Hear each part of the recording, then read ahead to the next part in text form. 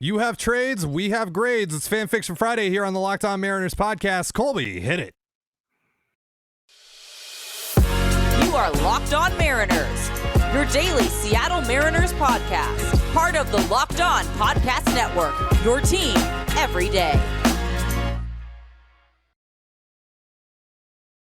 How's it going, everyone? It is Friday, January 20th, 2023. This is Trident Gonzalez and Colby Patnode for the Locked On Mariners podcast. Thank you so much for making us your first listen. Subscribe, like, and turn on alerts if you're watching on YouTube, or subscribe and leave a 5-star review on your preferred podcast platform if you like what you hear. And if you want to hear from us even more, please consider signing up for our Patreon. The link, as well as our social accounts, is in the description below. We'll be getting into your Mariners trade proposals here on Fan Fiction Friday, and please be sure to stick around until the end of the show for a very big announcement.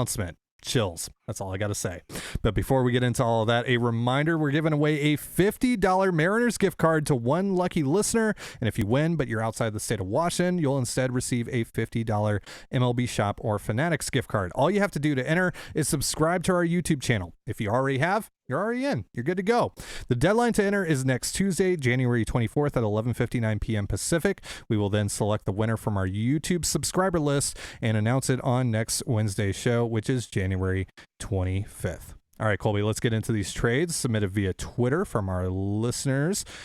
This one comes from Daniel. It's a Mariners Marlins trade in which the Mariners get Sixto Sanchez, former top pitching prospect, and utility infielder John Birdie, for Taylor Trammell and Tom Murphy. Colby, it's a Tom Murphy trade. I know you love these. Who's the backup catcher, Daniel? Don't tell me it's Cooper Hummel. That dude cannot catch. He is worse than Luis Torrens. Okay. He's not the backup. So who is it? Jacob Nottingham, Brian O'Keefe. And by the way, the backup catcher has to play at least 60, 70 games a year. This isn't one of those things like, well, how valuable is the backup? Pretty dang valuable when he's playing 40% of your games minimum. All right. So who's the backup catcher? Because you know what? He's not on the roster right now. And even if you go tell me, well, I'll just go sign Luis Torrens. Okay, do you trust Luis Torrens to be your backup catcher? I don't, and I'm the biggest Luis Torrens fan in Mariners fandom. So, like, no, just no. That being said, on the surface, like, I understand the thinking behind the trade. Trammell for Sixto is, kind of two struggling former top prospects. Sixto's struggles have been more injury related. Trammell's has been production wise. But I understand the idea there. The Marlins have a ton of starting pitching, so Sixto is probably on his way out of there anyways, and they have publicly stated their desire to add an outfielder. Trammell has pretty high upside, so I definitely get the idea behind it. And Birdie is kind of a, utility infielder. Murphy is a backup catcher. So I totally get like what your thought process was. I understand that, minus the catcher thing. And this isn't one of those things like you don't need a backup first baseman. You don't, right?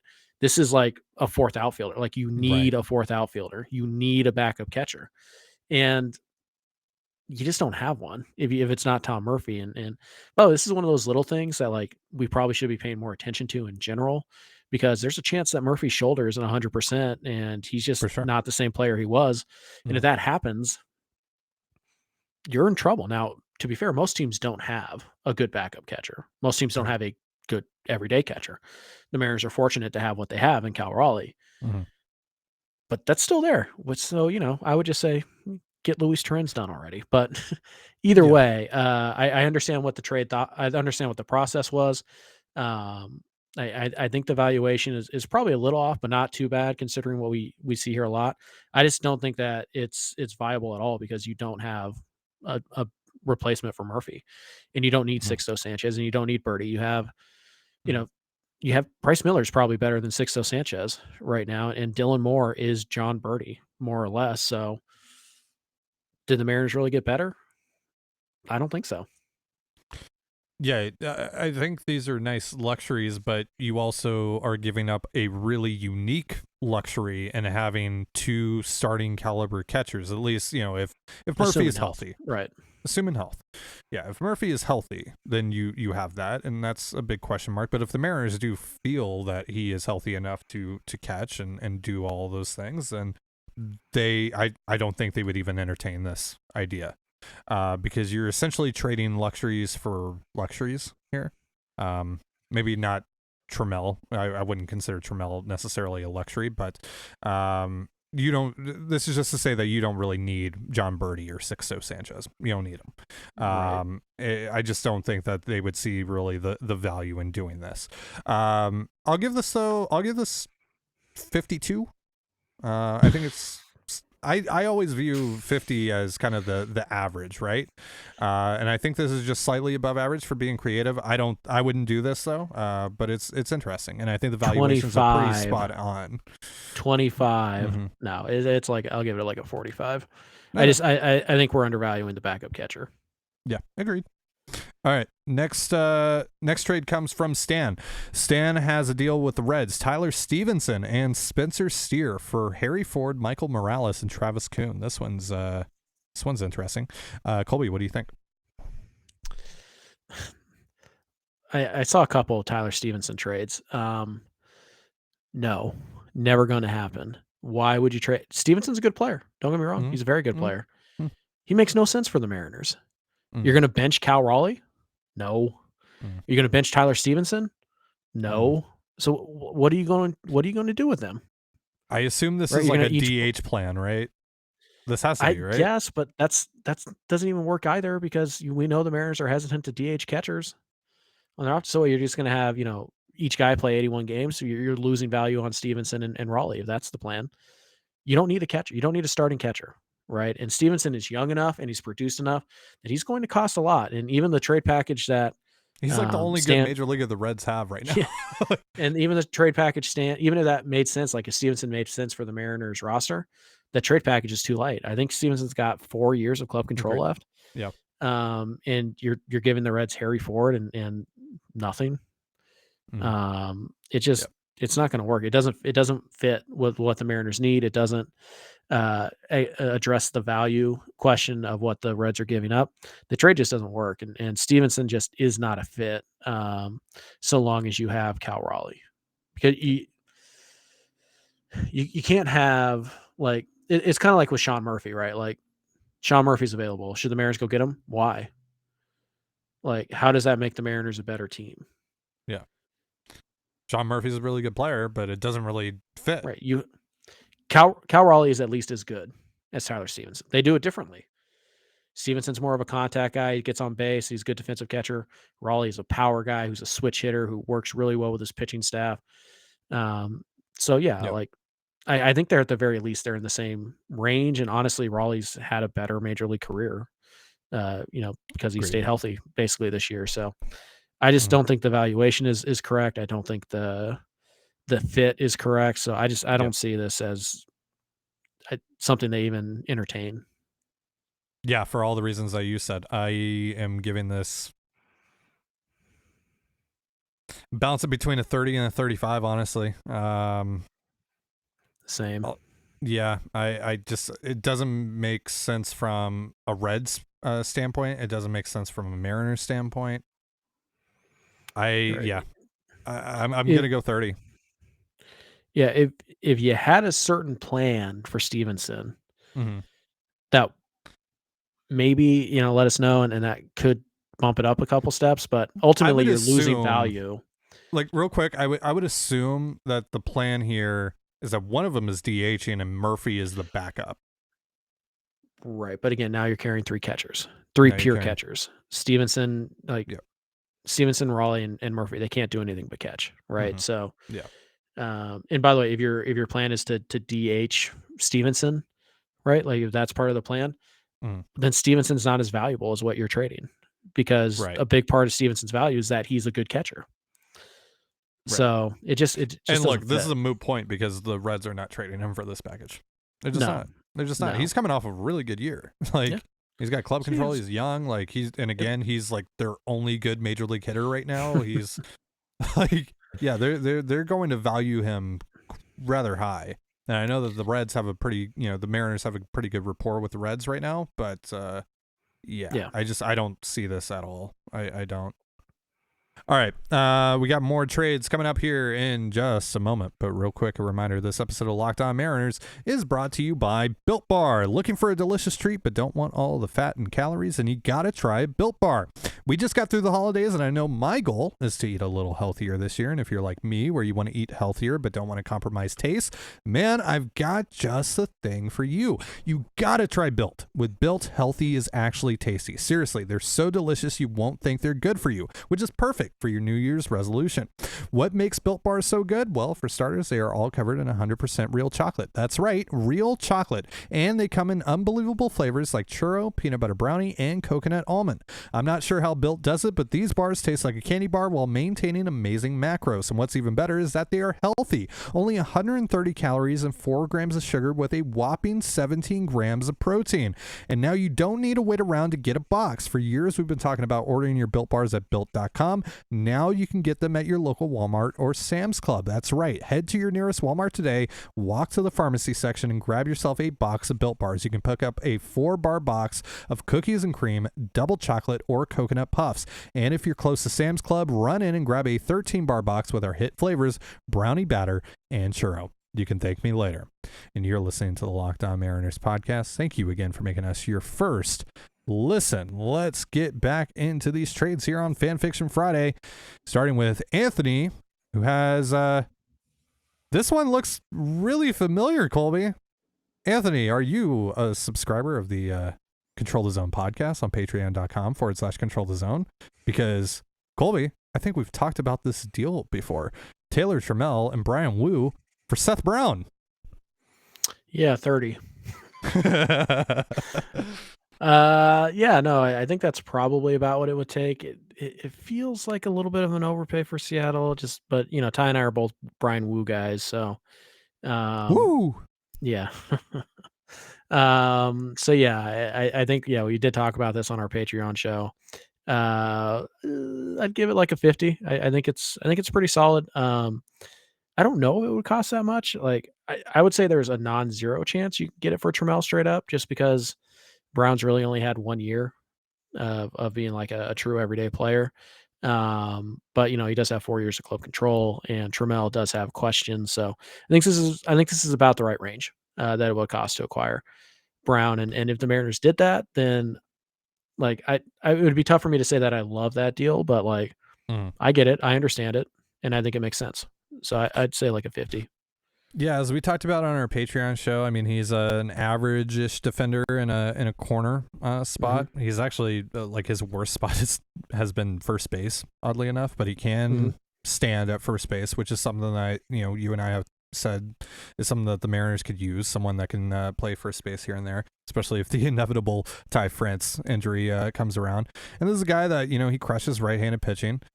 He's posted, a 100 plus WRC plus in every single season that he's played in thus far. And he's stayed healthy for the most part. 150 games played this past year. 230, 305, 444. That's not great. But again, you look at what he's done against righties, pretty dang good. And you get him for 4 years. That's going to cost you something. That's going to cost you something for sure.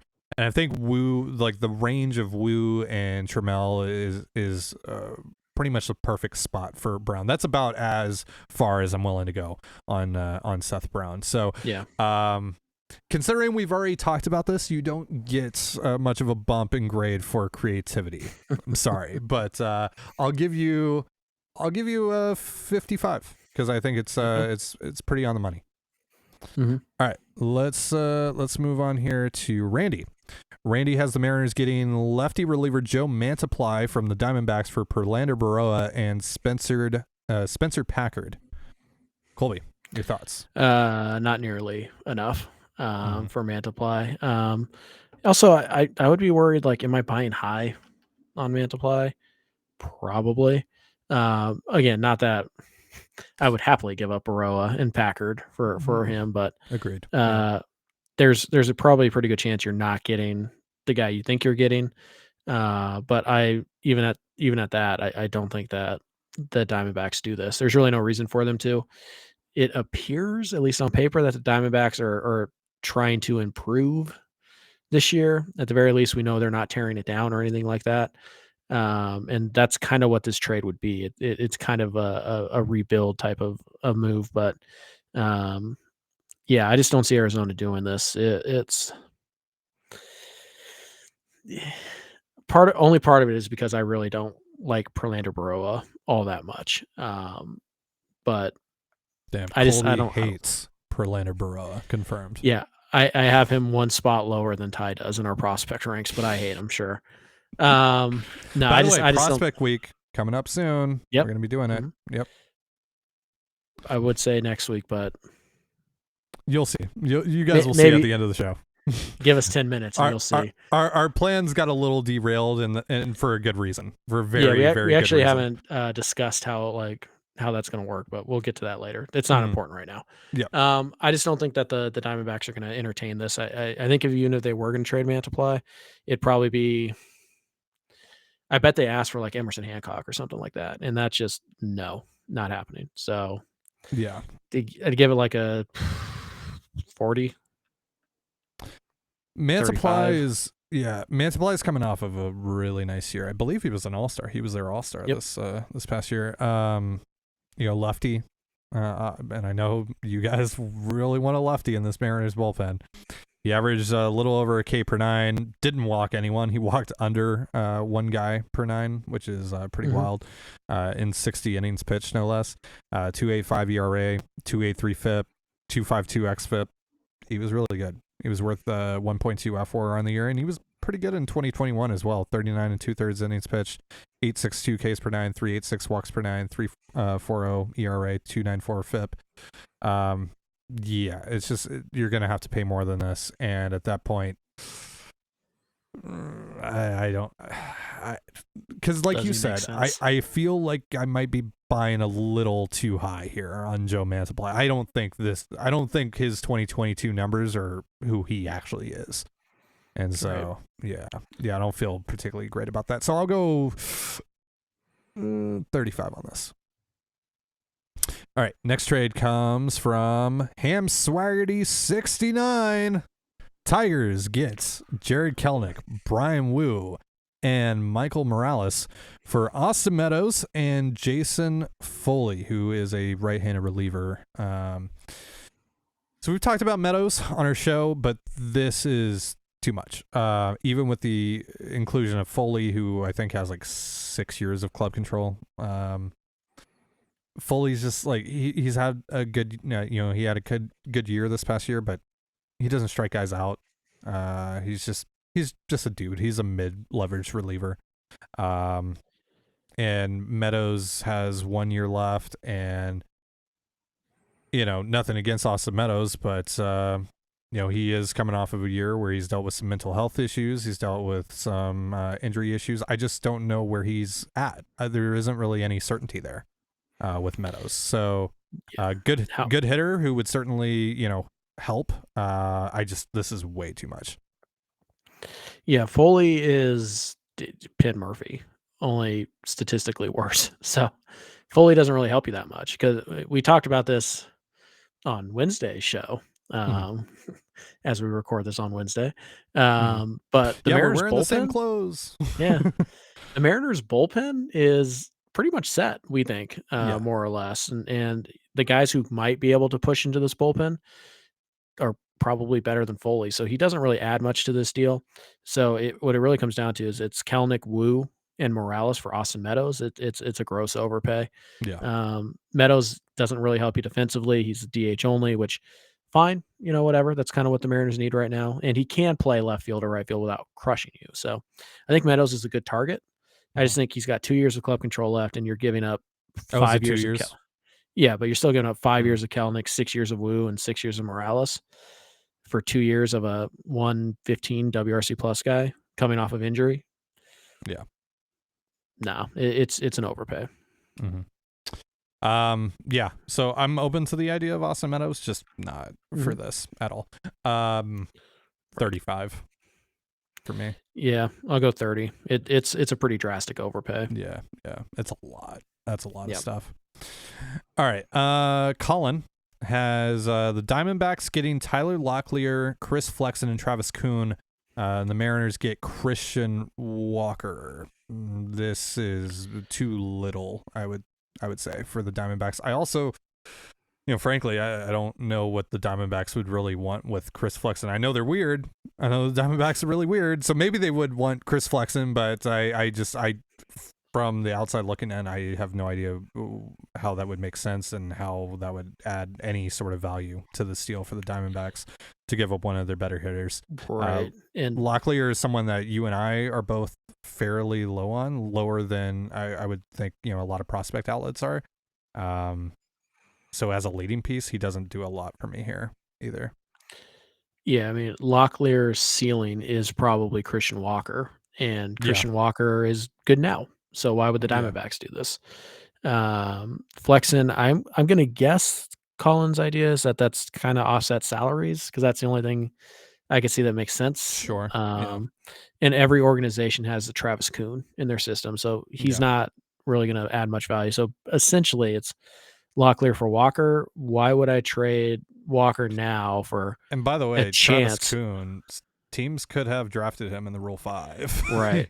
The Mariners could have protected him from the Rule 5 and they didn't. So right. Yeah. Yeah, but this is essentially asking the Diamondbacks to trade, Christian Walker now for maybe a chance at Christian Walker in 3 or 4 years. Right. It doesn't work. So, yeah, I don't see it. I don't think Christian Walker's getting traded. At least not before the season starts. But even if he did, it's probably going to be a little more expensive than this. I don't know. We always say maybe the Diamondbacks love Tyler Locklear.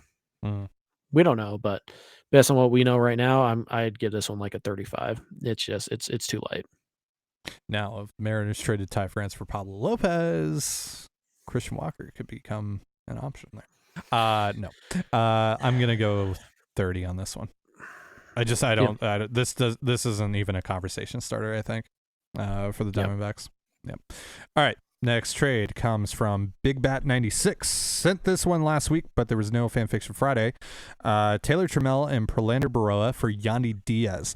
Yandy Diaz is such a weird player to evaluate, at least for me, because he's essentially a full-time DH who doesn't hit for power, but hits for a lot of average. He's kind of Luis Ariz in a way, like from the right side. Yeah, from the right side, just elite on base skills. But again, no good power back and control, he doesn't give you anything defensively. So how do you value that guy? Yeah, like he's fine at first, and like he'll stand at third, which pretty much just describes Ariz. They're very similar hitters, and both are coming off of what is likely going to be their career year. So you're buying high on either of them.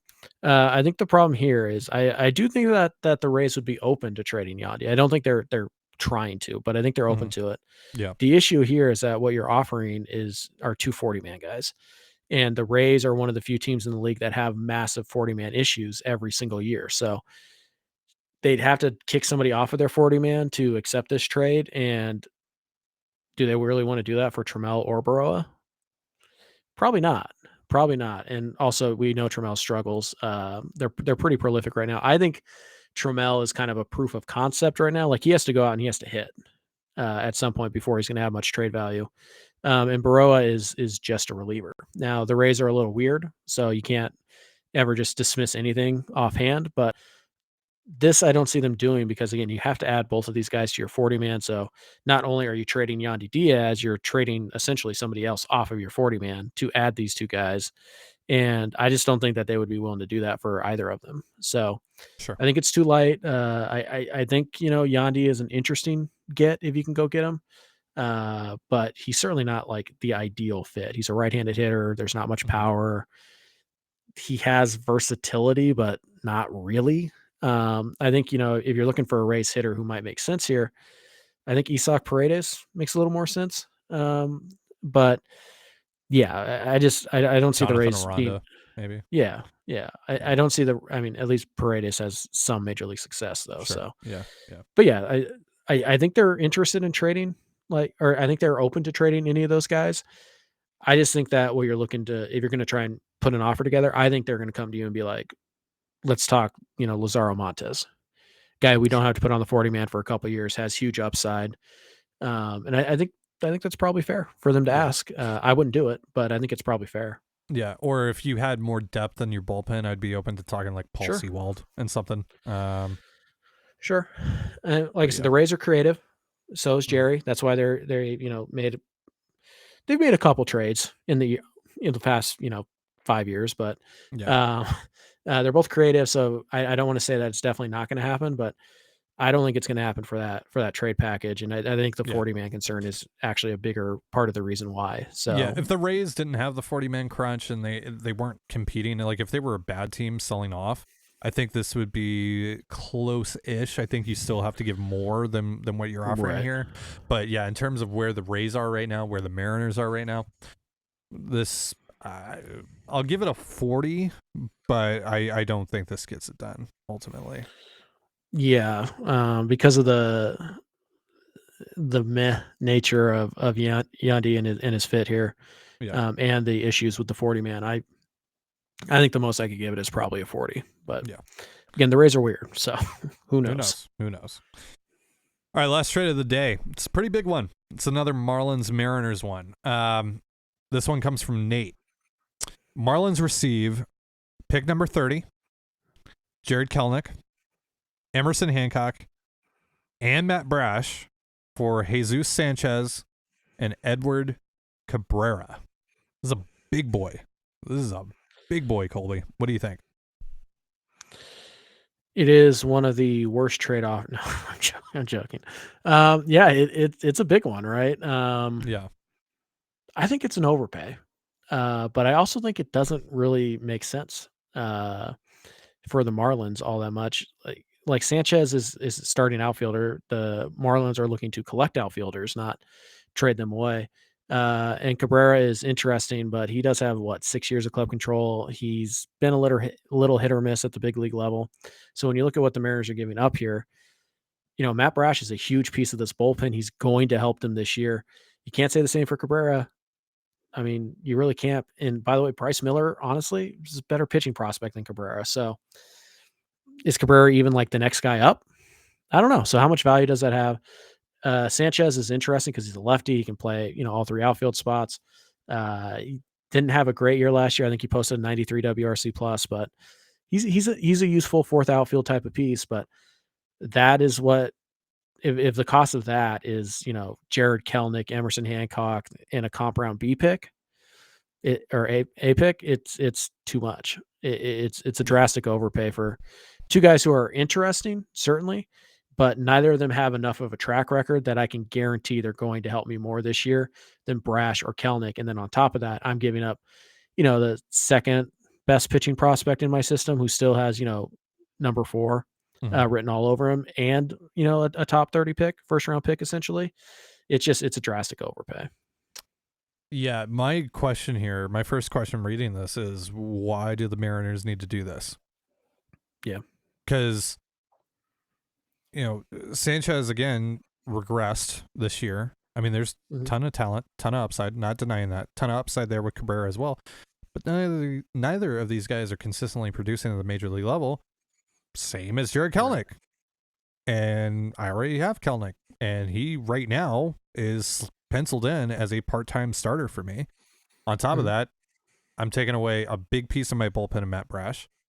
I'm taking away a top 30 draft pick who likely becomes a top 100 prospect in baseball, or at least, a top 10 guy in my own farm system. That's a really valuable asset. And I'm also removing another top 6-ish prospect from my farm system. This is a lot for a couple of guys that I don't need. They're interesting, right. They're really interesting players with a lot of upside. I it's a great upside play, just talking about those two guys in general, but I don't need to do that this year. Right. And I think on top of that, you don't trust those guys that you're getting. I don't trust them. Yeah, no. Right. And so if you don't trust Jesus Sanchez, maybe Jesus Sanchez is better than Jared Kelnick, but what's the ceiling of Sanchez? Yeah, well, what's the upside of Sanchez? Like a 110 WRC plus guy? He was 114, I think, in 2021. Okay. So let's just go with that. Okay, so let's say he's 114, right? What does Kelnick have to be for Brash to be worth giving that up? You know what I mean? Because if Kelnick is like an 85, is that 20% worth giving up Matt Brash and replacing Matt Brash with Justin Topa? No, it's not. It's not. So like Kelnick has, for that to be an equal trade-off, Kelnick has to be like a 45 WRC plus guy. And because they brought in Pollock to kind of protect him, I don't see that happening. So I just don't think the gap between those two is enough. And then Cabrera, like even if you want to break it down, like it's like Kelnick and let's say Hancock, right? For Sanchez. No, I'd rather have my guys. And then it's Brash and the comp pick for Cabrera. No, like Brash is going to help me this year. Fact. Cabrera, you might. He's a good arm. Like, don't get me wrong. Cabrera's a nice player. Like, he's a very interesting player, but you can't trust him, and so there's a chance here that the Mariners are trading 3 players who impact their 2023 roster and the 30th overall pick for 2 guys who might not. So, or for 1 guy who might not. Sanchez is pretty safe, I think. I think Sanchez is safe, but you're overpaying for safety at the expense of upside. Yeah. But what, like, if we're just trying to gauge here, I mean, Sanchez is going to give you league average production this year. I mean, that's fine, but not for this trade cost. Right. Like, what do you think the odds are that Jared Kelnick finishes the year with a 100 WRC plus? Not great, but I think he gets close. Especially like, with 15%? With Pollock. Yeah, probably around 15% because 10, with 15, the 20? presence of Pollock, like you said, Right. they're protecting him more. He's not going to face as many lefties. Like, he should be able to post better overall numbers. Right. And even when he struggles, Kelnick is like 85 WRC plus against righties. So yeah, like hypothetically, if Kelnick just does what he does, and Cabrera or Sanchez, I think is like a 106 WRC plus guy career, we're talking about 21% difference offensively. Is that worth the competitive balance pick, Matt Brash, who's probably your second best reliever right now, and Emerson Hancock, who's your second best pitching prospect? No, it's an overpay. Like, you can go get a Jesus Sanchez from someone else and not give up this much. You can do it. You just go trade for Corey Dickerson or go trade for, whoever. Pick a left-handed hitting.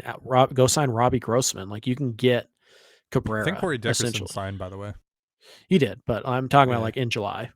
Oh yeah. So I just it's an overpay for 2 players that I don't trust, and I think Sanchez is I don't want to say margin. He's somewhere between a marginal and significant upgrade. He's somewhere closer to marginal than significant. So I think it's really interesting. I think it's unique. It's something we haven't seen before. I just think it's a gross overpay for question marks. Agreed. I would give this like a 35, honestly, but because it's really interesting, because these are guys that we haven't talked about before, because we had a really interesting conversation to come out of this, I'll bump you up to a 45.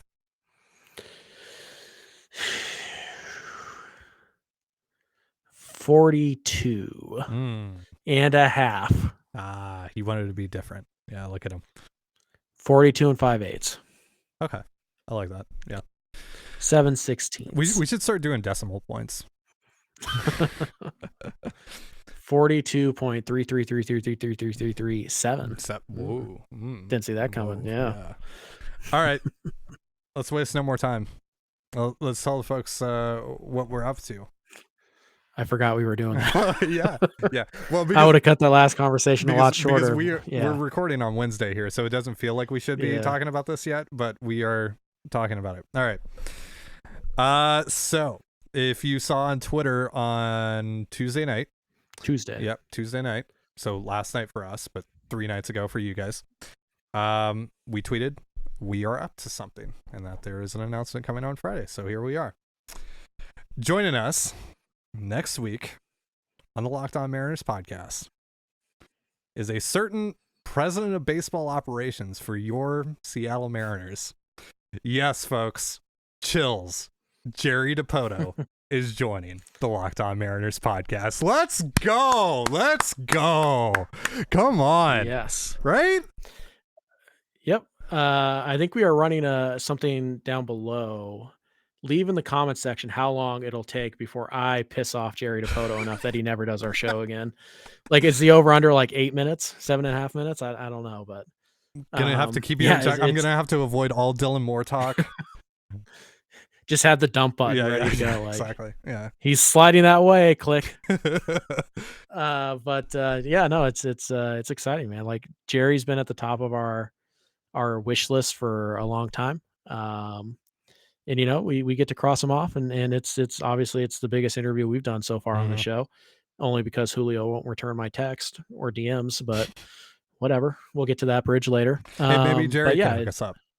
Yeah, maybe. So yeah, we're gonna have Jerry DePoto on the show, which is like, for us, that's like as big as we could hope for. So yeah, it's like I say, he's been number one on our board. He bumped Goldsmith a little while ago, and then Julio bumped Goldsmith's sitting solidly at 3. So once Jerry comes on, then Goldsmith will bump up to 2. And Goldie, if you're listening, you don't want to get bumped down further, do not go to St. Louis. Look in my eyes. Do not go to St. Louis. That would be the end of you on our board forever. Exactly. So, but yes, we are. Be careful. We are talking to the man himself, Jerry DePoto. We're going to be talking to him on Wednesday. I think we might try to actually release that on Wednesday night. We're talking to him at 2 Pacific time. But I might try to just get that. Ish. But I might try to get that out same day because, knowing us, knowing our luck, we wait until Friday and then like half of our questions become irrelevant because he went out and traded for Brian Reynolds or what have you. So probably not. But So so that might be Wednesday's show. We'll keep you guys posted on that. Maybe it's a Thursday morning thing instead. But we'll see.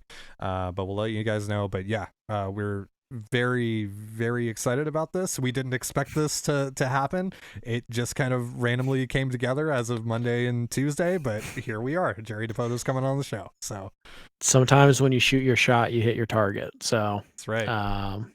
That's right. So yeah, excited to have Jerry, nervous to have Jerry. I think Ty and I are probably going to prep more than we have for anything else that we've done on Locked On, while still trying to maintain our certain je ne sais quoi. Yeah, whatever you want to call it. Like, yeah, because last thing I don't think we want this to be like a 7-10 interview where we're like, tell us what you're going to do next. Oh, you're not going to? Okay. Yeah. Like, or you're excited to have fans at the ballpark. Like, what do the fans mean to you? Yeah, like, no, we're not gonna do that. Yeah. We're gonna ask some real questions. We're gonna have some fun. Maybe we'll even talk to him about some memes. Who knows? Yeah, maybe. But we also don't want to be like, like just a silly, like, oh yeah, Jerry, you're just going to make fun of Jerry. And like, we don't want to be essentially like, we want to be Stephen Colbert more than we want to be like James Corden. Right. So well, for you, you're Stephen Colbert Patnode. Yeah. Okay. You gotta earn that Colbert. Yeah. You gotta earn the. I feel like I have. Do I earn it if I don't make Jerry so mad that he hangs up on us? Sure. If Jerry says he'll come back on the show because of you, I'll call you Colbert. Oh, because of me, yeah. Like, ooh. All right, yeah. So I mean, I guess if you guys have questions, maybe you come up with a better one than we do. We might ask it, but like, leave your questions down below. Who knows? But no, Ty and I are pretty much going to spend the weekend trying to hammer out like a tight 15-minute interview with Jerry DePoto. So yep. I surprised Colby with that one, by the way. I didn't tell him that I was reaching out to Jerry. And so because I didn't think that Jerry was getting back to me. So and all of a sudden he got back to me within 24 hours. And I'm like, oh, what do I do? I didn't plan for this. So yeah, I sent Colby the screenshot on Tuesday night and then quickly started teasing it on Twitter. And but now it's confirmed. It's confirmed by the man himself that he will be joining us next Wednesday. Obviously, he's a busy man, so things could change. But for now, he is scheduled to meet with us at 2:00 Pacific time on Wednesday. So look forward to that. All right, that's going to do it for our show. Thank you so much for joining us here on the Locked On Mariners podcast. For Colby Patnode, I'm Trident Gonzalez. Be sure to give us a follow on Twitter at LO_Mariners. You can follow me at Dane Gonzalez, that's CANEGNZLZ, and Colby at CPAT11, that's CPAT11. You can also find all that stuff in the description of this episode. And thank you again for making us your first listen. Now make your second listen. Locked On MLB Prospects. Host Lindsey Crosby is a prospect encyclopedia, and he's going deep on the MLB stars of tomorrow. It's free and available wherever you get your podcasts, just like us. And with that, have yourself a beautiful baseball day and a beautiful baseball weekend, and we'll see you on Monday. Peace. Chills. Chills.